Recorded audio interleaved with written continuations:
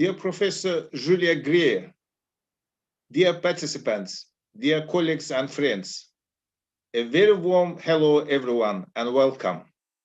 Welcome to the inspiring online seminar series of TÜBİTAK Research Institute for Fundamental Sciences, which we organize for national and international audiences, relying on the unifying feature of science for humanity that surpasses geographical boundaries, languages, races, and cultures, providing us with the power and wonder of shared ideas and understanding.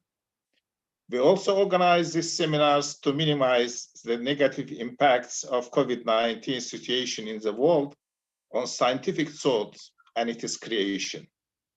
With this in mind, it is my pleasure to let you know that this evening we have another wonderful episode of our interdisciplinary seminar series.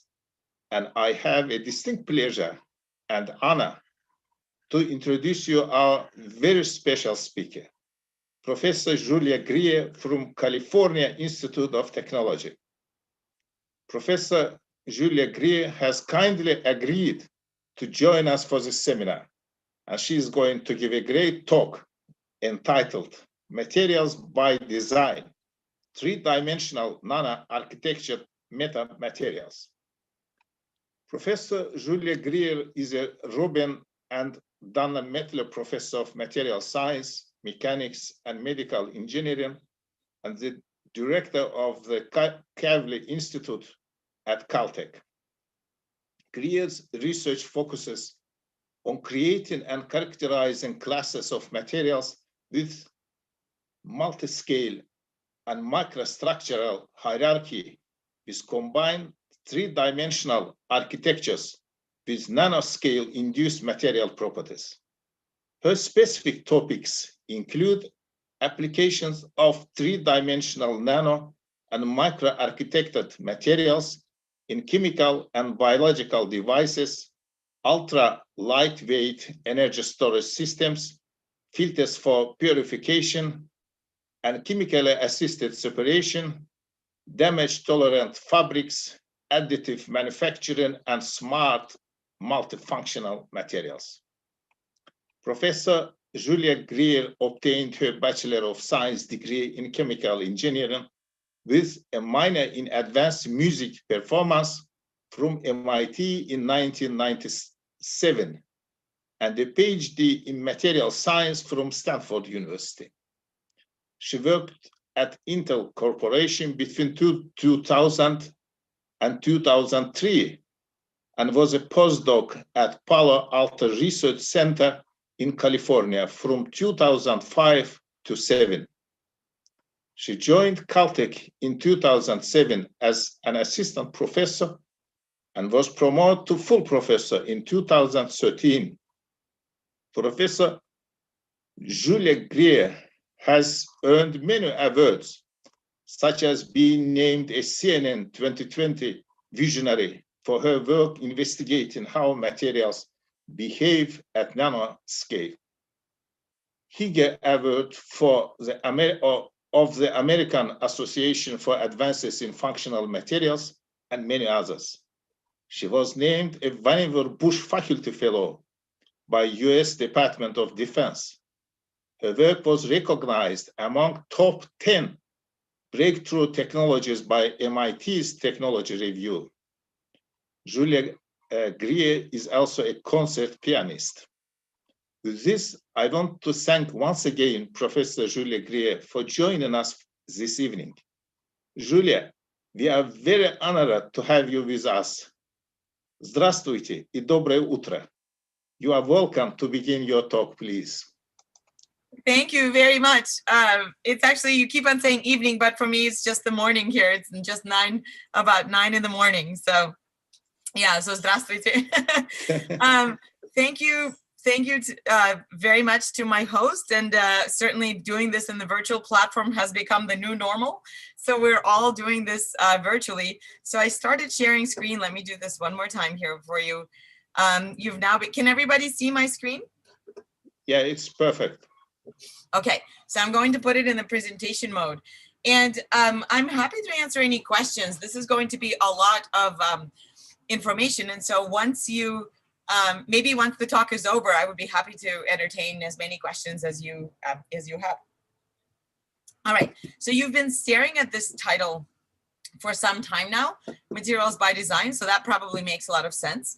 But when you look at the second part of the title, three-dimensional nano-architected metamaterials, you might be wondering, why do all these words belong in the same sentence? And so the reason for that is because I'm sure many of you are familiar with a situation like this. You go to the store and you buy all these things that you absolutely need. And the bags that you are using to hold all these materials that you absolutely need are just not strong enough. So of course, this is not the only problem, right? From the wine glass that shatters all too early, for the toast, to the balloons that pop too easily, to the I really meant to have 4 children situation. Of course, these are all examples of materials that are lightweight. And because they're lightweight, they're weak and easy to damage and tear. Now, in contrast, the materials that we know to be strong, that we know to trust. For example, if I weren't giving this seminar virtually, I would have probably taken one of these to come see you. So the weight of a Boeing 747 is roughly 1 million pounds. So if you do a very quick calculation, if I were to fly to Istanbul to see all of you at 5 gallons per mile at $2 a gallon, my ticket would have cost about $73,000, right? So I'm glad that you would have probably reimbursed me. So thank you for that. Of course, this is an example of a material that are strong and also expensive. And so, of course, the Dreamliner already reduced their weight by about a half, and so uses 20% less fuel. Now, that's another example here is the solar panels, right? So, of course, we all care about sustainability. We all want to install solar panels on our roofs, but these materials are specialized, and so they're heavy and expensive. So if either one of these features in this image falls off the roof, this is going to be bad news for everyone. Of course, that would shatter. Now, speaking of materials that are too heavy, whatever happened to the space elevator? Do you remember how maybe a decade ago or so, we kept on bringing up this concept of space elevator? Well, as far as I know, there still isn't one. And the reason for that is because of this very busy plot. As you can see, if we plot strength as a function of density in this kind of a log-log parameter space, what we see is these colorful domains. And what they represent is all the materials that we know how to make today. Now, what I'd like to point out is that here I chose to plot the strength, but it could be any other mechanical attribute. It could be toughness or it could be stiffness. And the picture that emerges right away is that we are very good as a society at making materials that are simultaneously strong and heavy or light and weak. What we're not so good at is making materials that are simultaneously lightweight and very mechanically resilient. Now, all of these colorful domains represent the material classes that we know how to make today. So the so-called white space or the target region, how do we get there if everything that we know how to make today is already plotted here? So the way we do it in our group is by introducing a concept of architecture in material design. So for example, if you look at the Great Pyramid of Giza, you can see this is the largest man-made stone monument. Of course, it's very strong. It stands 150 meters tall. It weighs nearly 6 million tons, so it's very heavy. Now, in contrast to the Eiffel Tower, which stands twice as tall, over 300 meters, weighs 1,000 times orders of magnitude less. And so what that tells us is that with proper architecting of your materials, you're able to attain the same mechanical resilience without using quite so much material. So we began this research with making microlattices. What you're looking at is an entirely nickel-made microlattice that's sitting on top of a dandelion, and you can see it's hardly perturbing it at all. Now, since when can we put a chunk of metal on a dandelion, right? So what you can see is that these materials are very, very lightweight. But to get to the simultaneous attainment of lightweight and strength, we need to go down 3 more orders of magnitude in dimensions. And all of the examples that you are seeing on my screen right now are called nanolattices or nano-architected materials, all of which were made in our group. There's an obvious level of porosity here. As you can see, they're very open. They're called cellular solids. And so because of that, they contain about 99.9% air. Because you can see these are very open architectures. Now, the less obvious level of porosity, of course, is this. many of these architectures are comprised of an interwoven network of hollow tubes.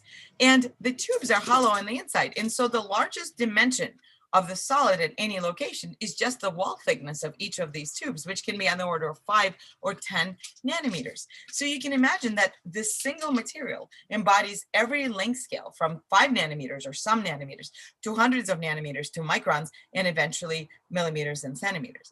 And because of that, it is appropriate to call these materials metamaterials because their properties can no longer be described only from the perspective of material science or only from the structural perspective.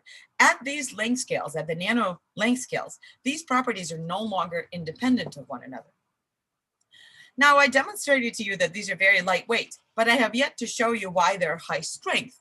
And so here's an example of a so-called size effect. So if we plot strength, so this is the strength normalized by the shear modulus, as a function of size for a variety of common metals. So these could be things like gold and silver and nickel and copper. And we'll look at them in their single crystalline form so that there are no grain boundaries. There might be defects, but there are no grain boundaries. What emerges is this very, very strong strengthening. Now, again, this is a log-log plot. So in a log-log plot, of course, a linear slope indicates a power law. So this is very powerful strengthening. And what that tells us is that if you take a very malleable piece of gold and reduce its dimensions to about 200 nanometers, it becomes very strong as steel. Okay, so this is the example of a size effect of smaller is stronger. Now, if you take exactly the same metals and change their atomic microstructure such that they now contain grains and grain boundaries, all of a sudden you see that this effect is reversed and smaller is now weaker. So the same metals, the same gold, the same nickel, the same platinum, this is a more modest size effect because it's not plotted in a log-log space. But nevertheless, it shows you that when you reduce the dimensions of nanocrystalline materials, even though they're chemically the same, their strength becomes lower. Now, the size effect manifests itself in other properties. For example, if you look at glass, so we know glass is to be very shatterable, but at the nanoscale, if you look at the tension of this single glass nanorod whose dimension is 150 nanometers, watch in this region where right in here, you can very clearly see it forming a neck. Now, of course, we know that this behavior is much more typical of metals as opposed to glasses. This glass thinks that it's a metal, and you can see that it's deformed over 100% before failure, which is very unusual for glass. Now, here's the last example of what we call the size effect, and that is we are deforming a single unit cell of one of these nanolattices. This is made out of a very brittle material, titanium nitride, and you can see that the beams are bending and deflecting, and if you were to measure the tensile stress in here, it would exceed 1.7 gigapascals. Now, something that's very brittle, when it's being tensed with a stress of 1.7 GPa, should be certainly not staying intact and it would be fracturing. But you can see that these beams are able to deflect not only once, but over multiple cycles without any evidence of failure. So the takeaway message here is this: sometimes materials get stronger, other times they get weaker, and it is possible to suppress brittle failure, but all of these effects emerge only at the nanoscale. So the big question that we had in our group was, how can we harness this beneficial size effect and proliferate that onto a larger scale? And so this is where this concept of architecture comes into play. So to do our experiments, of course, all of these materials are quite small. We have to utilize a special instrument. So if you look at this center part, this is just an SEM chamber, so scanning electron microscope. Now, we've equipped it with a variety of other capabilities. For example, here's a nanomechanical module that allows us to conduct mechanical experiments. Here's an electrochemical module that allows us to conduct electrochemical experiments like batteries and energy storage. Here's a cryogenic module that allows us to conduct experiments at much lower temperatures. And so these are the so-called different inquisition devices that we use. So what you see here are, for example, different grips and different compression tips that we use. The spacing here is about 200 nanometers. So we can pull on a pillar that's only 100 nanometers in diameter or below. So we can handle very small length scales, as well as the micro scale right here. So this is what you see here with this much larger indenture tip. Okay, so now that I've kinds of samples that we work with, I'd like to actually walk you through the steps of our hypothesis. So the hypothesis was, or rather the question was, can we somehow harness the beneficial effects of the nanoscale and proliferate them onto a larger scale? So what I'm about to show you is a nano architecture. This specific one is called an octet architecture. It's made out entirely of hollow tubes with alumina. So alumina is a very brittle material, of course. The wall thickness is on the order of 50 nanometers, and the tubes are all hollow. So it's effectively your coffee mug with a severe case of osteoporosis. So it's very porous and it's very brittle. Now let's see what happens when we compress it. So as we compress it, of course, it's going to shatter and it's going to fail brittly. This is not something that people are surprised, right? So of course you can see this failure right away. It doesn't even try to recover. And you can see we have a little nano symmetry in our instrument. So you can see how nothing surprising basically happened. Now let's repeat this experiment, but let's change one parameter, and that is the wall thickness. We're going to deposit this material in exactly the same way. We're going to use exactly the same architecture. So it's still an octet. And the only thing we're going to do is reduce the wall thickness by a factor of 5. So instead of 50 nanometers, they're now going to be 10 nanometers, just as brittle. And in fact, it should shatter even more easily. And let's see what happens here as we're compressing this very, very brittle alumina material. You can see it compressing, compressing, compressing. And then just as we're expecting it to fail, you can see what happens. This particular material thinks of itself as a sponge. So you can see very clearly exactly the same experiment, exactly the same architecture in two very different responses, all as a result of the wall thickness reduction. So if that doesn't convince you that there is in fact a size effect, then I should just stop this topic right now. So of course this fully recovers. So since that time, what we've learned is that this effect of recoverability and mechanical resilience prevails in a variety of different, much more complex architectures. You can see that, for example, they don't have to be periodic. So what you see here is a so-called bicontinuous or nano-labyrinthine architecture. So it's made out entirely of a curved surface. There are no beams. And so you can see that the stress state that develops, of course, is very complex. And yet every time it recovers, and you can see this happening on the right as well with the periodic architecture where the bottom part doesn't even, is not even subjected to the compression. Now, the density of these samples doesn't have to be uniform. In fact, you can prescribe trajectories of different densities and different designs into your architecture. So what you can see here is the example of two different densities, and you can see that the bottom part is fully compressed and densified before the top part even starts feeling the effects of the compression. And that is reflected in the stress strain data as well. So you can see the two different plateaus. So that teaches us that we can prescribe the different deformation paths and perhaps suppress failure in these kinds of materials as well. Now, these architectures can be complex in the sense that they can be fractal, so that each individual beam is comprised of these cells. You can see already that each of these legs is starting to kink. And just as we're expecting it to fail right at those kink locations, because they're clearly very brittle, you can see the architecture fully recover. So what that's teaching us is that the size effect is very powerful and can indeed be proliferated onto the larger scales by this concept of architecture. Now, as you can see, one common feature of all the architectures I had shown you up to this point was the presence of the so-called nodes. So there were junctions at the where the beams meet at these so-called nodes. So to avoid the nodes, what we've designed is a woven architecture. And what you can see here is effectively a rope.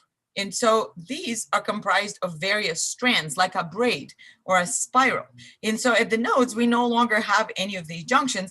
And look at what's happening. We're able to push on a rope effectively. So we're able to tense it first and then to compress it. And you can see that it offers resistance in both directions. So it's effectively a rope that is both compressible and extendable simultaneously. And that hasn't really been demonstrated before.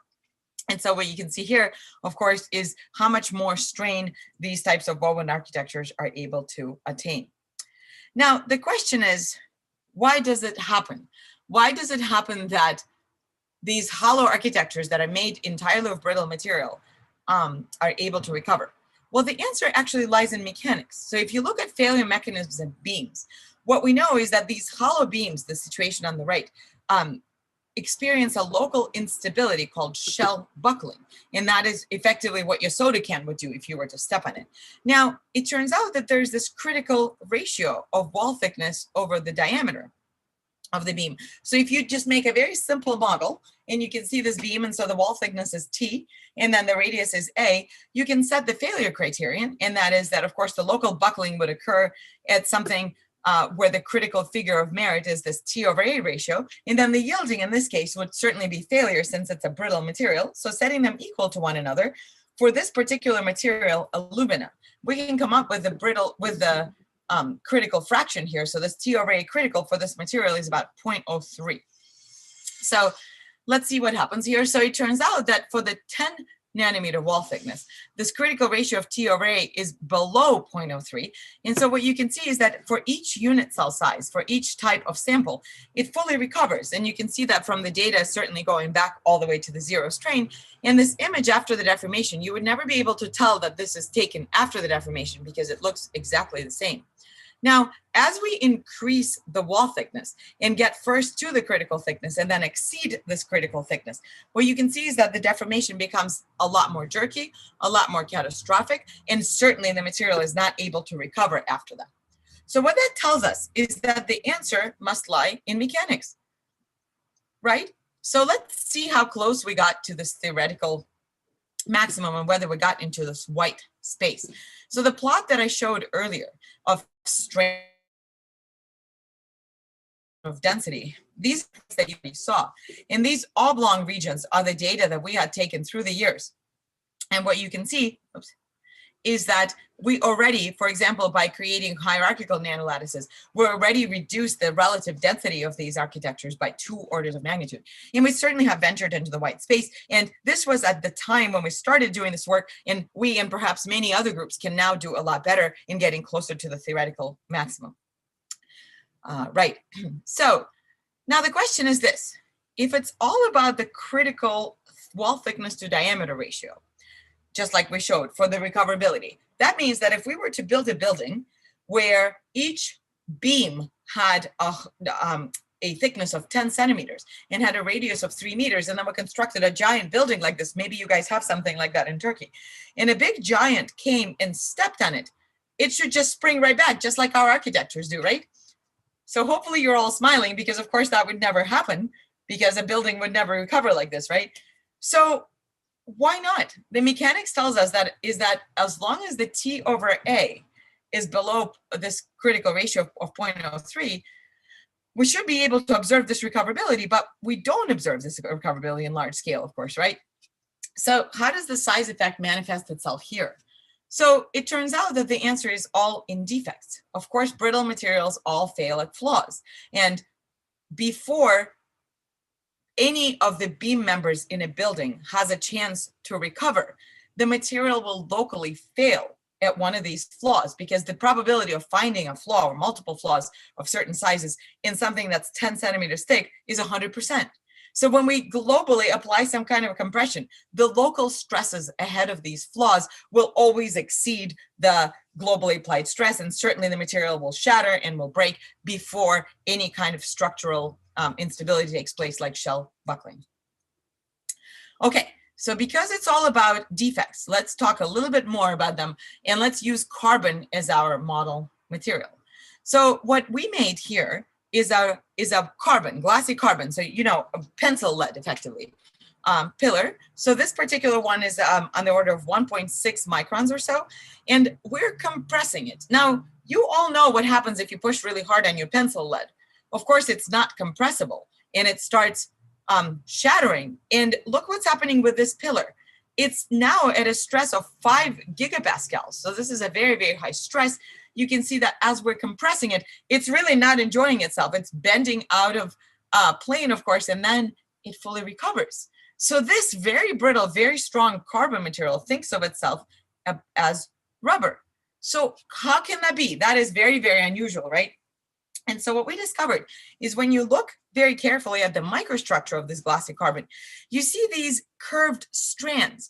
And even though the structure is amorphous or glassy, what we discovered is that there are small regions of graphene-like ribbons. You can see that they're separated by a very small distance of about 3 angstroms. And so these segments of graphene, or effectively sp2 hybridized carbon, is what allows these regions to shear with respect to one another without undergoing global failure. So we collaborated with a group at Tsinghua University who was able to perform molecular dynamic simulations. And what you can see here is the representation of the microstructure that we uncovered experimentally done through atomistic simulations. And you can see that these are the curved regions here of sp2 hybridized carbon. Now, it turns out that in compression and tension, this behavior is prevalent in the sense that you can extend it up to 20% tensile strain. That is unprecedented in carbon, right? So it turns out that the answer really does lie in the presence of these regions. So these very small regions with the curved graphene segments are able to undergo localized shear transformations such that they can collectively accommodate the application of the global strain. So you can see in the simulations here, for example, at a very, at a very high strain of 60%, you can see that they're extending quite substantially prior to failure here. So that's the explanation. All right, so now that we know that these building blocks, the nanoscale building blocks, are able to behave like rubber, why don't we make these architectures out of them, right? Because then they should also spring like rubber. And what we learned is that in the case of carbon, non-hollow tubes, we always destroy the nanolattices. So even though the behavior of each individual building, here's an example where the behavior of each individual building block is recoverable. When you start constructing a nano-architected material out of it, it shatters every single time and fails brittly. And the reason for that is, of course, the presence of the defects and the presence of these junctions. And so this is what I would like to highlight here, which is the importance of defects in the importance of their role in the deformation of the material. Now, the good thing about carbon, and I'm just going to skip right now to here, is that when you plot this strength versus density white space that I keep on referring back to, is that it turns out that in the limit of higher density, we're able to approach the theoretical limit much better than we were able to do with the hollow alumina nanolattices. So here's where the nanolattices are right here. And you can see that in the case of carbon, we're much more able to get to the theoretical limit. And here, if you look at the strength versus density, here's the tension and compression compared to other carbon-based materials. So there's definitely promise here. Okay, so let's switch gears a little bit and let's look at the same micro and nano-architected carbon. Instead of quasi-statically forming it fully, like I've been showing you up to this point, let's impact it at a maybe hypersonic velocity. So for that, we collaborated with a lab at MIT who developed this technique called laser-induced particle impact test, or LIPIT. And the idea is that you have a laser pulse during which you accelerate these particles that are on the order of 10 to 40 microns in diameter, and you're able to document it and to image it as this is happening. So here are some of these carbon nanolattices. You can see that these are actually quite large compared to what we usually do. Here's a scale bar of 20 microns. So this thing is about 100 microns. And now we're going to shoot one of these projectiles at it, and then let's see what happens. So here's a movie that shows one of these projectiles as it hits. It's effectively a small bullet, right? So as it hits this material, and what we are discovering is that there are 3 different regimes. Sometimes the response is entirely elastic, so it just rebounds. The second type of response is projectile capture. And then the third type of a response is the projectile rebound. So where the projectile hits the nanolattice, but it's not elastic. There's an impression left, and then it rebounds. So it looks like there is a certain degree of impact resistance that these materials offer, which is very exciting for us. So we can plot the rebound energy as a function of impact energy. Of course, the one-to-one is what you would have. So you would always have the ideal impact mitigation. And if you compare our materials at the relative density of about 14%, you can see that this is the inelastic energy. Of course, this is the absorption energy. And then this is the rebound energy. So we're come pretty close to that.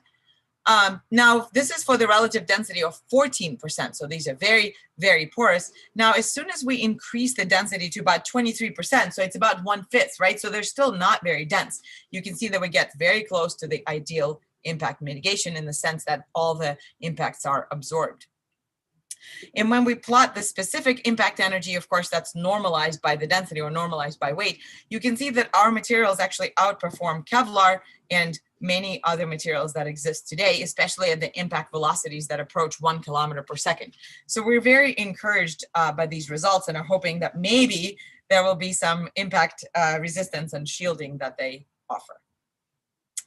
Okay, so I've been talking for some time now, and I'd like to maybe take a little break, and all of you take a little stretch and maybe stretch out and then take a breath, and let's find out what is this by design concept that I keep on bringing up. Because up to this point, I've shown you a variety of different architectures, and that they're exceptionally lightweight, and that you can deform them in a variety of different ways, and that they will exhibit mechanical resilience and recoverability even under complex stress states. But how is that by design? And so the analogy I'd like to draw here is with coffee. Of course, all of us enjoy this beverage. So 20 years ago, the coffee situation was, how do I take my coffee? Seriously, very seriously, right? So people would just either drink coffee or not. Now, 10 years ago, we became a little more advanced, and now you can have the coffee either black or white, in the sense that you can either have coffee with milk or just coffee by itself, right? So only two choices. And of course now, and of course in Turkey, you people are the coffee experts, right? And now if you go to Starbucks or to any coffee shop, you know, you have this half calf, half decaf, double latte, skinny cappuccino, you know, with cinnamon, etc. So the number of choices just in the world of coffee has exploded. And so now we have the freedom to design our own coffee, right? And so that is exactly what happened with the materials world. So as we've been working with these architectures, what we found ourselves doing is that we can explore the different chemistries and the resins that we put together when we manufacture these materials.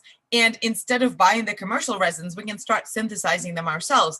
So this is the work of my former student a couple of years ago. What you can see is that this nickel ion is now is captured inside of an organic outer shell. So the nickel ion is at the core, and now you have this organic shell. And when you undergo this acrylate-based reaction, where you effectively cross-link this polymer in response to the laser light, what you end up with is an architecture that I'm showing you here that contains nickel. Now, as we're looking at this architecture, it's about 10, the unit cell size here is about 10 microns, and each beam might be about 2 microns diameter. Now, this particular resin contains both the nickel and the organic material. So how do we get rid of the organic material? Because ultimately what we want, of course, is the nickel. Well, one way to do it is by burning it. So undergoing this process called pyrolysis, we can burn off the organics and end up with an entirely nickel microstructure. Now watch specifically the size of the unit cell here. And the unit cell size here, so it keeps them jumping, about 2 microns. So it shrunk from about 10 microns and 2 micron diameter to about 2 micron unit cell and 400 nanometer diameter. Now, when you look at each individual beam, you're kind of scratching your head saying, well, these are very porous. They don't look so nice. And also the question is, how nickel is this nickel? Is this really fully made out of nickel? So we did quite a bit of chemical characterization. You can see that mostly it is indeed nickel. We did some microstructural characterization using the TEM transmission electron microscope. Now you see the grain size here is on the order of 20 nanometers. So it's very nanocrystalline, and it's mostly nickel with some nickel carbide and just a little bit of nickel oxide. So now let's look at the mechanical behavior of this material. Now I'd like to point out again, it's nanocrystalline, it's nanoporous, and it's not exactly pure. So according to any metallurgist, this is a terrible material. It's a very low quality material. It has impurities, it has pores, so it should be relatively weak. It shouldn't have a good strength, right? Now, as we're compressing this material, you can see that it behaves just like any cellular solid would, but it doesn't recover. Again, something that we would expect for a metal. But here's something interesting. When we compare the specific strength, and what I mean by that is the strength normalized by density of a bunch of typical metals. So this is titanium, aluminum, and some and silver, some other alloys. For a variety of commercially available additive manufacturing methods, what we can see is how quickly the strength deteriorates as a function of the feature size. For example, most commercial techniques are able to produce 1 millimeter features very well, and you can see the strength is very high. But as you reduce it from 1 millimeter to 100 microns, just simply a factor of 10, you can see that your specific strength falls by 2 orders of magnitude. So what that tells us is that at our sizes, if we were to just extrapolate this plot, we should be somewhere over here. But when we plot the nickel, the very low quality, the so-called low quality nickel of our work, and compare its specific strength to that of other available processes, what we can see is that its strength is comparable to something that's about 500 microns in dimensions. And so what we're learning is that we don't sacrifice the strength. We don't have this rapid decrease in strength. And effectively at the nanoscale, materials become much more robust against the defects. So this is a very promising result. Now, taking this one step further and venturing into the world of metal oxides. So for example, titanium dioxide, is a very useful material for nano-photonics. And what you can see here is it's a similar process, but now we have the titanium ion. Of course, it's 4-valent, and so it's coordinated with 4 different alkyl chains here. And so as we're acrylating it and creating this cross-linked network, what we end up with is a woodpile architecture of rutile titania. And what's amazing is that we can induce a photonic band gap. So here's some simulations that show the dispersion relation for titania. And here's some real experimental data that shows this reflectance at particular wavelengths. And what we're discovering is that as we're shrinking the periodicity in these woodpile architectures from a little over a micron to a micron and below a micron, you can see that this reflectance peak shifts more and more towards the mid-IR range. And so you can see that it's possible to use these additive manufacturing processes to elicit a photonic response as well. Now, this whole acrylate-based chemistry that I showed you, it works very well, but it's a bit toxic. So the acrylic chemistry is not exactly very good for the environment. So we have been exploring other ways of creating the same or maybe different kinds of metals in oxides. And what my students came up with is the hydrogel-based synthesis. So you take a hydrogel, and of course, this is all aqueous environment, so it's all just effectively water. And what you can do is leach in and swell in various metal salts. In this case, it's zinc NO3 into this polyethylene glycol hydrogel. And then now that you've swollen in these metal ions, what we can do is subject it to heat, and through a process of calcination, we can get rid of the organics again. And what we end up with is a zinc oxide. So this time it's a functional oxide unit cell that's made entirely using water, effectively. Yet again, it's a very nanocrystalline architecture. And what's really interesting is that zinc oxide has a functionality of being piezoelectric. So you can see that, for example, here's one of those zinc oxide architectures. And when we apply mechanical load to it, it displaces. So what you see here plot on the bottom right, it's not perturbed. Then we apply 200 nanometers of displacement, and you can see that there's a simultaneous voltage response, so that we still experience piezoelectricity even though it's nanocrystalline. Now, from metal oxides, the question was, well, if we made the metal oxides, can we further reduce them to their parent metal? And so what we're discovering is that, sure enough, so you can see this is cuprous oxide and nickel oxide, and we first convert them into these black. Of course, the black is representative of the nickel oxide and the copper oxide, and then once we reduce them, they turn back into their shiny color. And so this is a hydrogel-based way to create metals. Now, these nano-architectures are also quite versatile in the sense that we can chemically functionalize them with different moieties. So you can see we can attach various aromatic parts, various alkyl chains, maybe some alcohols, something that's hydrophobic, something that's hydrophilic. Now, the important thing here is that we can attach an agent here called NBAC, which serves as a good protector. So with the NBAC functionality, you can protect and deprotect an architecture and then attach other things to it. For example, DNA. So what we were able to do is to attach some DNA to these architectures into a membrane, which can then bind to a variety of different chemotherapy drugs, for example. So in this particular case, it's doxorubicin that binds to the architecture and is able to function in blood and, for example, wick away excess medication for a chemotherapy patient. There are a few more biomedical applications. What I'm showing you here is a so-called shape memory polymer.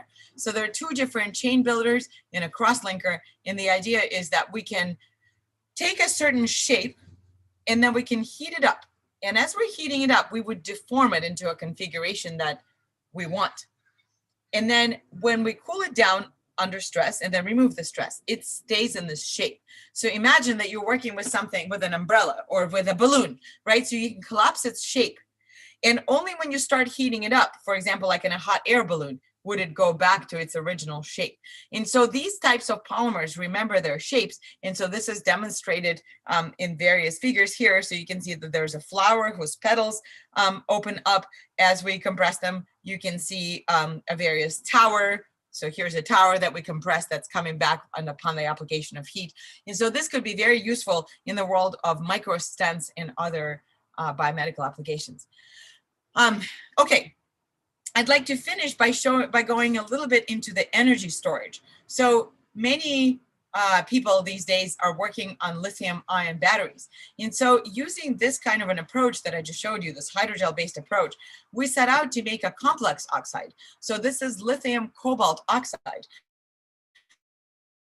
And the typical material for cathode chemistry in a variety of different batteries. And so what we fabricated is a carbon-based anode and an LCO, or lithium cobalt oxide based cathode. And so when you put them together, so here's the carbon anode, it's all fully architected. You can see its performance. Of course, you have this IV performance with the characteristic cathodic and anodic, reduction peaks and oxidation peaks. You can see we can cycle at multiple at different C rates. And so here's the discharge capacity. You can see we can cycle it over many, many different cycles. And what we learned is that these two actually combine very well together. And so ideally that we would eventually make this interdigitated battery. Apparently this work was so captivating that both journals decided to feature it on their covers. So you can see how this approach, the architected approach to battery design can produce, pave a pathway towards an all solid state battery where, for example, we won't be susceptible to all of these challenges with the electrolyte being unstable and of course the safety of the battery. Okay, so this is the last part. So for the electrochemically, so since we're on the topic of electrochemistry, we have explored this concept of electrochemically reconfigurable materials. So if you look at a tetragonal architecture, much like the architectures I've been showing up to this point, and now as you active anode material, you effectively would deposit a very thin layer of silicon. So it'd be about 100 nanometers of silicon. Now, when that happens, so you're looking at the top-down view now, as we lithiate it, so this is the lithium going into this anode. What you see is that it creates this pattern. So some people might think that this is a sinusoidal pattern. I call it, to me, they look like violins. So this is I'm a musician. So to me, they look like, it looks like a very musical pattern. And so here's the top view before and after the lithiation, as well as the tilted view. And so you can start seeing these nodes, right? So you can see that the beams around the node co-rotate to create this kind of a shape. Now, I'm not showing this to impress you with a cool pattern. What I'm showing you is that it's truly a battery. And in fact, when you lithiate and delithiate, you can see that the pattern that's formed either buckles very closely together or then it unbuckles farther away from one another. You can see that when the cutoff voltage is on the order of 0.6, you can see very good behavior of specific capacity. Voltage versus specific capacity. You can see that we're cycling them at different rates. So it is a battery. It's not a great battery, but it is a battery nevertheless. But here's what's interesting about this battery is that we discovered in the process of charging it and discharging it at different rates that sometimes the nodes all co-rotate. And this is when you have this very nice architecture. And sometimes some of them co-rotate and some counter-rotate. So you can see that when they co-rotate, you create this very nice buckling pattern. But when they counter-rotate, you create the second mode buckling, and this leads to a very frustrated architecture. And I would like to point out, this is not elastic buckling. This is actually yielding. The material is yielding as the lithiation is occurring, and the lithiation front is progressing through the beams from the outer surface towards the inner part. So we collaborated with a research group at Georgia Tech that created these patterns as a function of lithiation. So you can see the color changing. So that's the amount of lithium that's going in. And of course, it's changing the composition of the sample. And so what we uncovered is that these domain boundaries of the frustrated buckling patterns seem to correlate with the lithiation rate. So when you lithiate very slowly, so here's your C/20 lithiation, it's very slow, it forms one large domain. And when you lithiate very fast, you can see that it's forming much smaller domains and more of them. So it's effectively, to us, it looks like a model treatment for the so-called icing model, where you have these ferromagnetic and anti-ferromagnetic switching behavior. So once you incorporate a coupling coefficient and start to recognize that there's a correlation between the rate parameter, which in our case is the lithiation rate, and in the case of the Monte Carlo simulations is this KT parameter, so it's the thermal contribution, we can see very similar behavior. So these images at the top are actual renditions of our SEM images, and the images on the bottom are computations. And so what we were able to show is that there's a band diagram that you can create as a function of lithiation. So when you start off with pure silicon, there are no band gaps. Of course, you have every state occupied. But once you start lithiating it, for example, here's a band gap that emerges. And then as you start lithiating it further or delithiating it further, which corresponds to a more relaxed pattern, you can see that these band gaps shift. And so that allows us to attain a variety of different deformations, for example, out of plane buckling or rotation or other degrees of freedom. And that tells us that we can actually utilize these defects to our advantage. And what I'm about to show you here is this. We pre-programmed a defect in here that you don't know about. And you're looking at the top view of this battery, and we're about to lithiate it. And as we're lithiating it, you're going to see a pattern start to emerge. And so here's the pattern that's emerging here. And hopefully you can see right away that the resemblance between the pattern that's forming in the video that I'm showing you and the little logo that I'm showing you on the right. And so what that tells us is that we can actually, once we understand the behavior of the defect, we can use this to tailor in a specific function. Okay, so this brings me to the end of my talk. And I guess the question here is like, so what? You know, you showed us a variety of different architectures. You showed us some pretty pictures, but what does all this mean?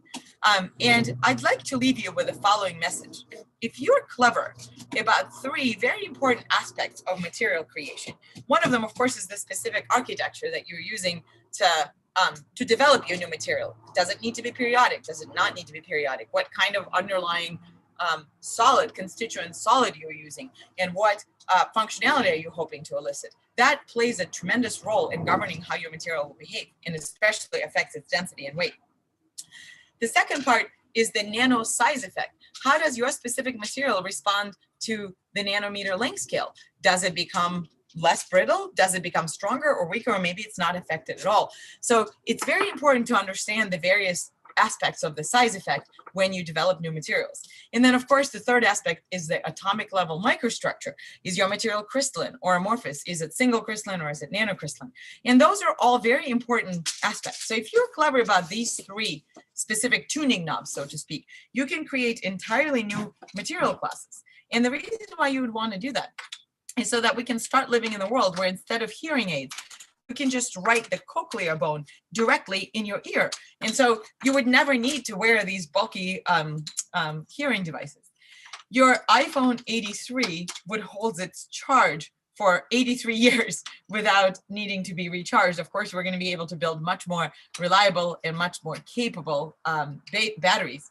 The balloons are no longer going to need to be using the helium, which is a precious resource actually, because vacuum is lighter than air. So as long as these materials can be made very stiff and non-porous, then we would be able to simply evacuate instead of using helium. Here, of course, these are Christmas ornaments, not very relevant for the season, but the idea is that we can prevent them from shattering, right, from using these architected materials so that you wouldn't break them or injure yourselves anymore. And then this is probably my last example. So it's getting to be late for you, so maybe you would enjoy a little bit of dessert afterwards. So what I'm showing you here is some chocolates. And our latest pursuit is chocolate nanolattices, which are 100% taste, 99.9% air, and 0.01% calories. And so with that, I'd like to thank you for listening. Here's I guess it's an outdated picture of my group. See, we're all not wearing masks. This is 2 years ago now, fall of 2019. Just to show you that we're actually a fun group and we do have a lot of fun together, even pre-COVID, and now finally we're all vaccinated, starting to come out of it, and all the wonderful agencies that have supported our work. And at this point, just thank you very much for staying up late and for listening, and I'd be happy to take any questions. Thank you very much for this very, very exciting and intriguing talk, as well as a comprehensive talk. So please ask questions. You can write questions, send us through the chat button, or you can use microphone if needed. Can I ask the first question from me? Absolutely. Can you please elaborate all these results, of course, are very exciting and innovative. So can you please elaborate a little bit on the present or future applications in industry? Yeah, well, like I showed you, for example, in the battery world, maybe right here. So I can see using this kind of additive manufacturing, especially hydrogel-based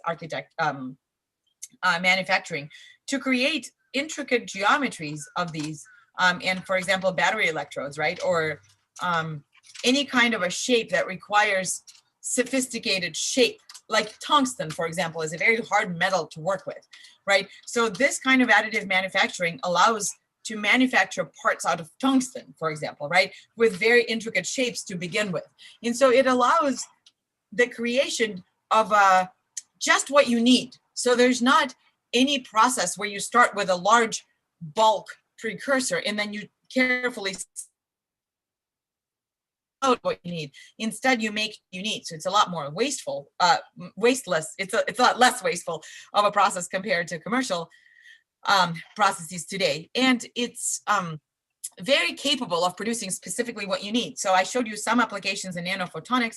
I showed you some applications in creating metals. I showed you some examples in the energy storage and biomedical applications, for example, creating stents. So there are many technologies that require miniaturization of devices, for example, in biomedical industry, for example, making a stent for your eye, right? Or something very, very small. So this kind of additive manufacturing of shape memory polymers, for example, would allow you to create something that's very intricate and biocompatible that can be inserted directly into your skin or into a very small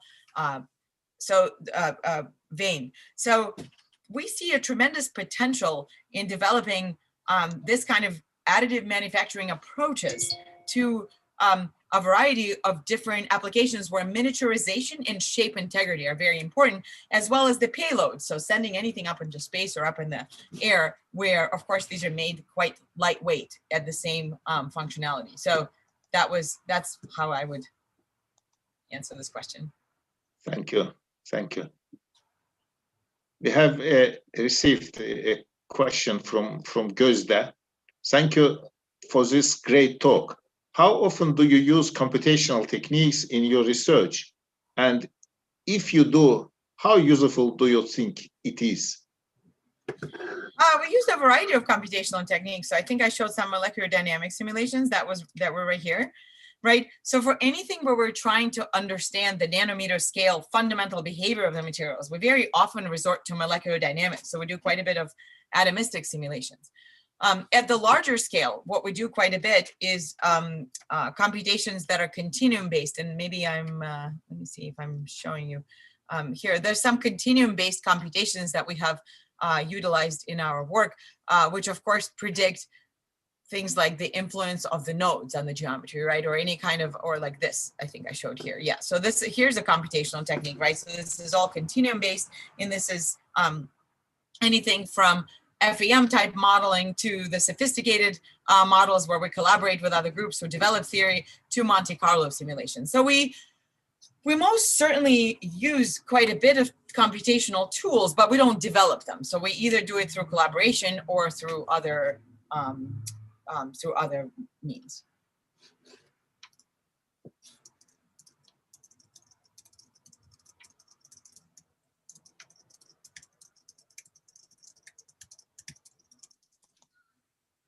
Sorry, did I answer the question?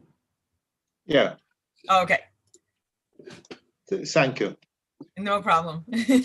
Another question says that, what is the most challenging path of this materials design, manufacturing, testing, modeling, simulation, or other? What is the most challenging step?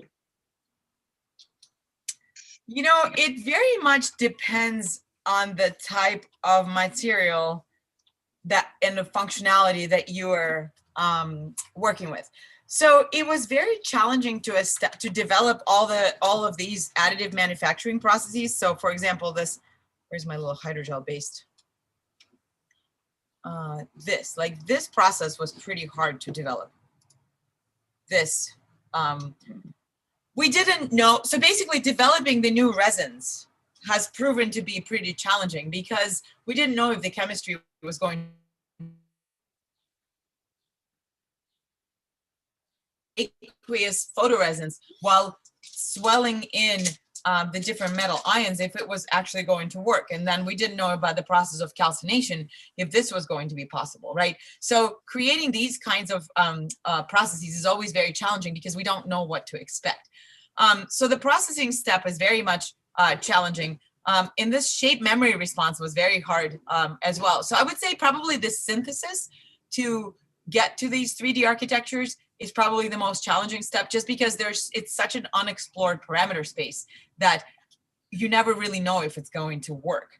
And then once you've made the architecture, testing it and manipulating has proven to be much simpler than that first initial synthesis step. Thank you very much.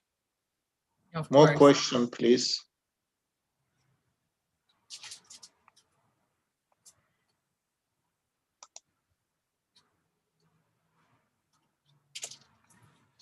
So,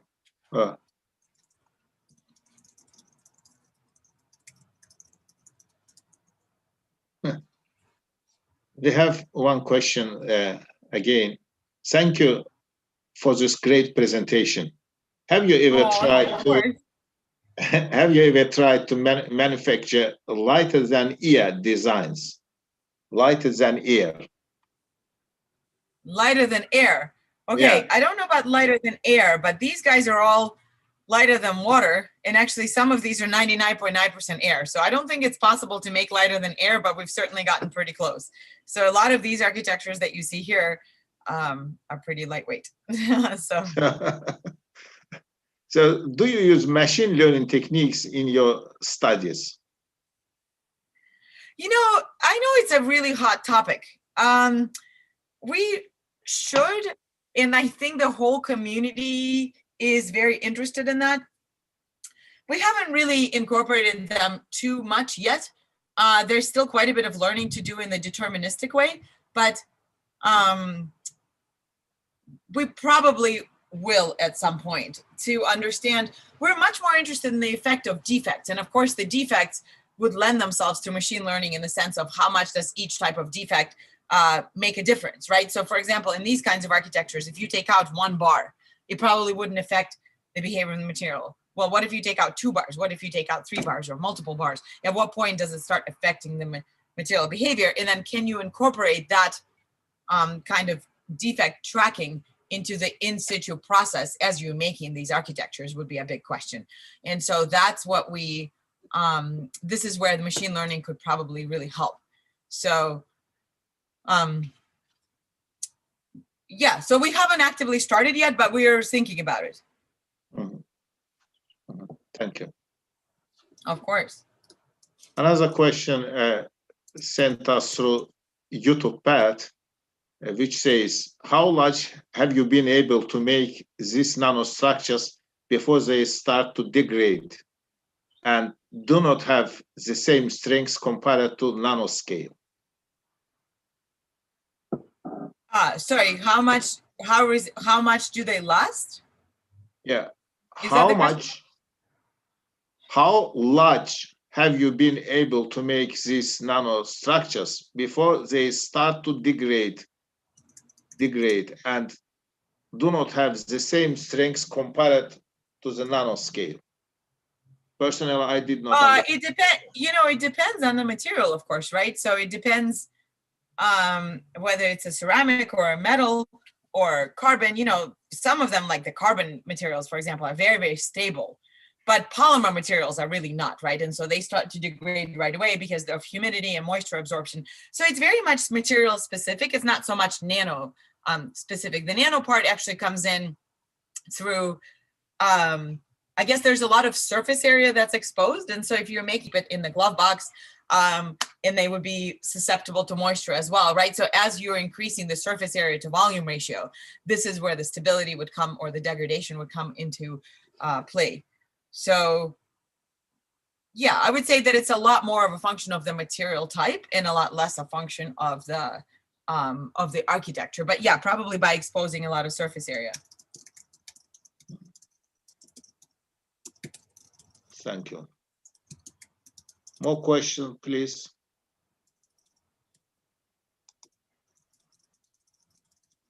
So it seems that there's no more questions. So Julia, if you don't mind, we can perhaps stop here. Thanking you again for joining us. I was going to say, you have been such a delight. Let me go back to Zoom. You've been such a delightful audience. I would be happy to, there we go, stop share. I would be happy to answer questions via email if you or your colleagues would like to send some my way. I have to take my son to school now. He's getting to be pretty antsy at this point. So thank you very much for inviting me. Thank you for the kind introduction. I hope to visit you sometime in real life. Maybe, and yeah. Yeah, sure. Thank you very much. We Absolutely. Appreciate very much. Thank you, and have a wonderful evening. I hope that you have a few things to ponder now. So you have 2 wonderful days. Thank you.